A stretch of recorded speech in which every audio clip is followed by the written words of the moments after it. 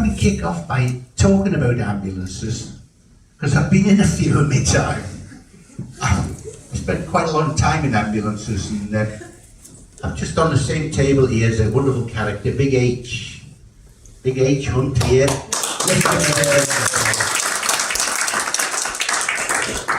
H's dad, Lindsay, was an ambulance man. Very, very good man. And I think that was the first ambulance I went in with H's dad, Lindsay, and it was in Austin, FG, and it was the registration was 58 man.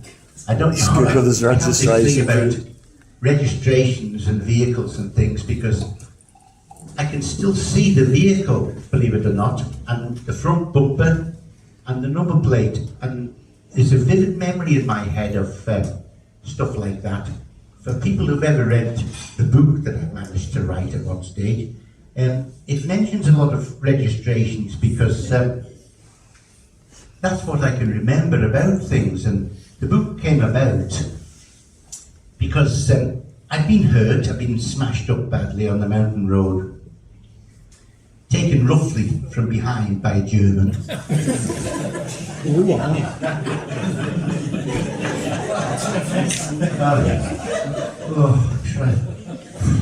It was a bad day, actually. It was Mad Sunday in 2002. And we'd set off with the purple helmets to do a lap of the TT course, as we always did. And we'd actually got our lap time up to 2.5 hours by this. It was steadily rising year on year. We were doing very well. We got to the bungalow at this stage, and Greenlight were filming our lap for one of their videos. And we had a very close relationship with Duke and Greenlight. And there was a hold-up at the bungalow because someone had crashed. Stupid person. They'd crashed further down the road. So we were stood there, and then the helicopter came along, and the road opened, and we set off. Set off up Halewood Heights, doing our nose to tail, where you ride as close to the man in front as you possibly can, with your front tyre nearly touching his number plate. You'd never do it normally, but it's a stunt.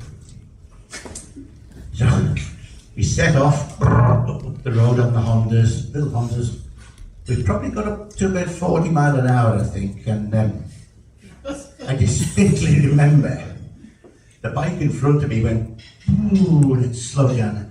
And it actually had a gearbox fault, and it dropped from top gear to bottom gear and stopped in front of me virtually. And at the time, you had your tongue out, your hand up your back like a speed demon, and you followed the bike in front. No matter where he went, you followed him.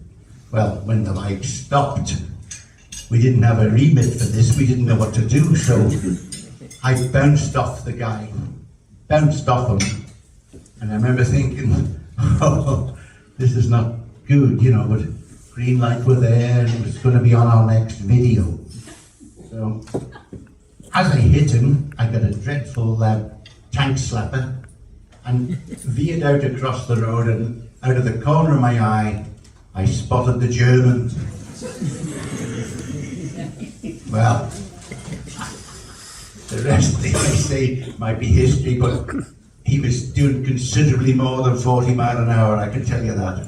And as I presented an unmissable object in front of him, he hit my right leg, and apparently I went over his head, landed in the road, broke all the ribs on the left side, and of course my femur was smashed and various other bones and collarbone and stuff.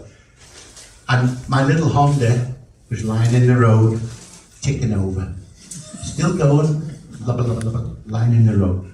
His bike, a VFR Honda, cartwheeled down the road, was smashed into thousands of pieces. He landed in the peat at the side of the road and dislocated his little finger. Well, bastard. Anyway, no, I didn't. it started to grow after that because the police, the ambulance, the fire brigade, all the lads turned up, and my bike is lying in the road. I'm lying on the grass verge, and my right femur did a right angle. Foot was over there somewhere, and I always remember Neil Kinraid. He was the chief, assistant chief constable at the time, in his full braided uniform, the whole thing, dropped to his knees in the muck, and he cradled my head, and he said, oh, by God, you were lucky.